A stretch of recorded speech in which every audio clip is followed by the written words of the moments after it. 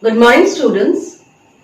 Today I'll take up the chapter How Do Organisms Reproduce? Now we all know life evolved on Earth millions of years ago and it is still continuing till date. But every organism has got a particular lifespan ranging from few minutes to hundreds of years. Then, how is the life maintained for so long? The continuity of life is maintained by a characteristics exhibited by living organisms. And this is the characteristics of reproduction. Reproduction is the process by which organism produces new organisms of their own kind. We have seen dogs producing puppies, cats producing kittens, and so on. And how is it possible?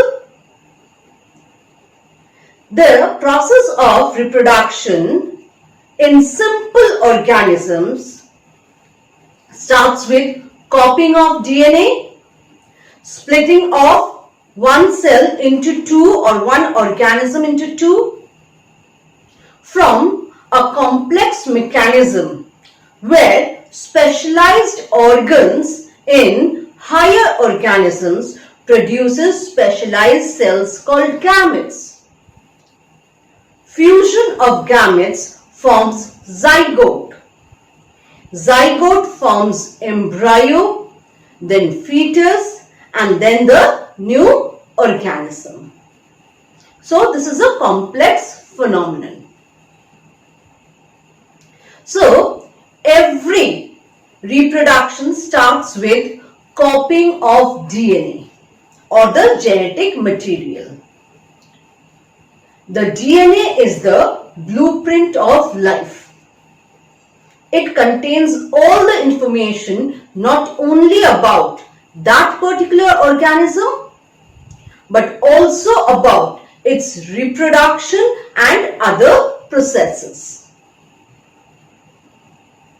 Though the new formed organism might resemble its parent one, but they are usually not the replica of their parents.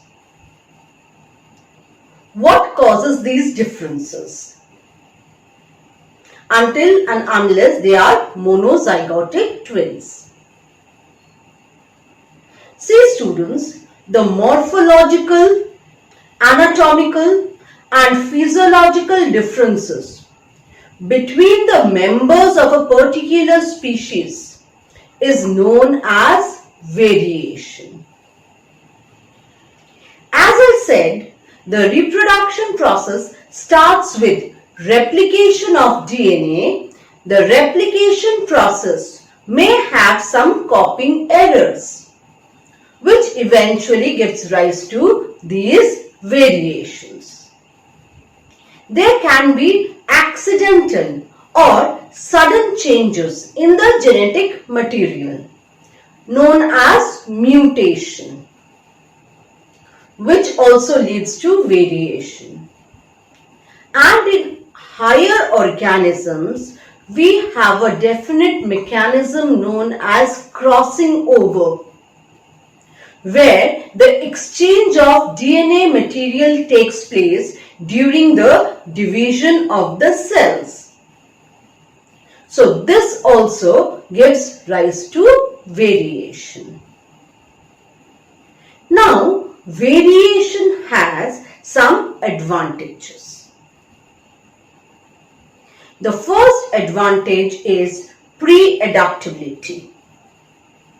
What do I mean by pre-adaptability? Let me explain it with the help of an example.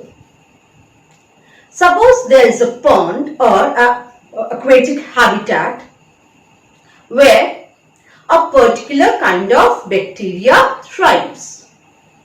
Naturally, they need a particular temperature, humidity, salinity for their existence.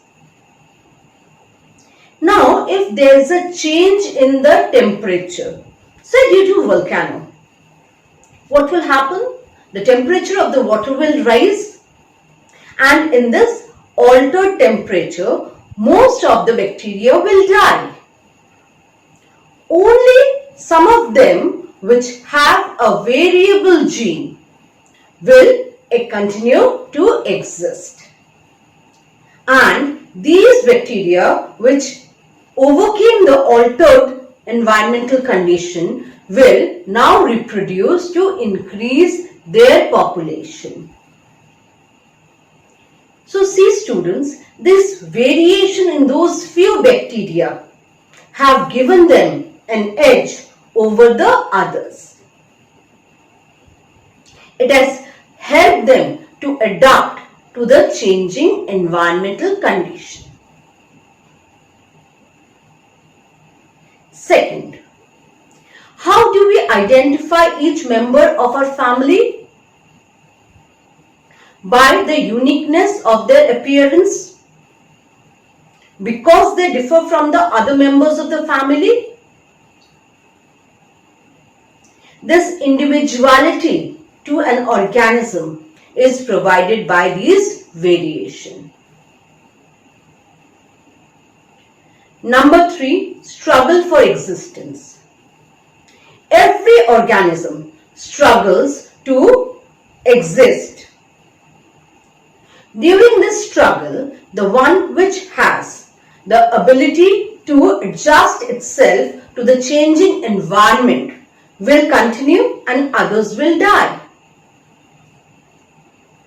These adaptations help the organism to exist in exist in new conditions and helps in their struggle for existence.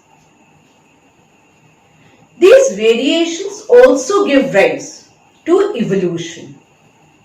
Indeed, evolution is nothing but accumulation of variation, giving rise to a new species.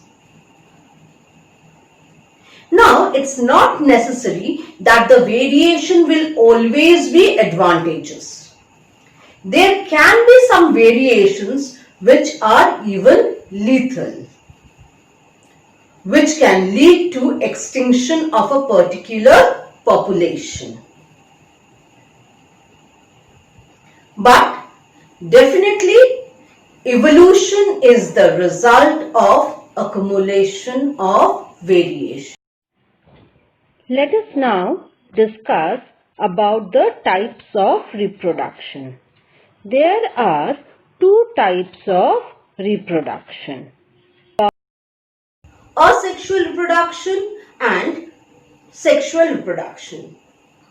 Asexual reproduction is one where only one parent is sufficient to produce the new organism.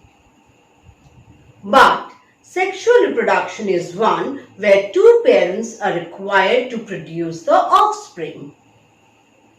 Now let us see these two in a bit detail. See students, as I said, asexual reproduction, only one parent is sufficient to produce the new organism, and in sexual reproduction, two parents are required.